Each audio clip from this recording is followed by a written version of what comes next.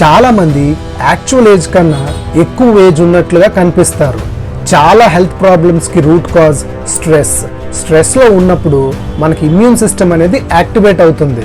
అది హార్మ్ఫుల్ బ్యాక్టీరియాతో పాటు హెల్దీ సెల్స్ని కూడా డ్యామేజ్ చేస్తాయి. స్ట్రెస్ వల్ల సెల్స్లో ఉన్న టీలోమీర్స్ అనేవి వీక్ అవుతాయి.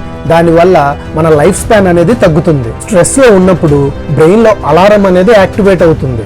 హార్మోన్స్ అనేవి రిలీజ్ అవుతాయి. అడ్రినలిన్ వల్ల బ్రీతింగ్ అండ్ హార్ట్ స్పీడ్ అనేది పెరుగుతుంది.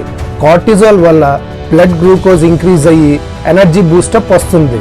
షార్ట్ టర్మ్ స్ట్రెస్ అనేది మంచిది, కానీ లాంగ్ టర్మ్ స్ట్రెస్ వల్ల యాంగ్జైటీ, డిప్రెషన్, మెమరీ లాస్ అనేవి అవుతాయి. స్ట్రెస్ని తగ్గించాలంటే mindfulness is the best remedy. For example, మనం టిఫిన్ చేస్తున్నప్పుడు ఫోన్ మాట్లాడుతూ ఉంటాం. కాసేపు అయ్యాక అసలు ఏం తిన్నామో కూడా గుర్తుండదు. అంటే మనం బాడీతో ఒక పని చేస్తున్నాం అండ్ మైండ్తో ఇంకొకటి. మైండ్ఫుల్నెస్ అంటే బోత్ బాడీ అండ్ మైండ్ ఒకే పని మీద ఫుల్ ఫోకస్ పెట్టడం.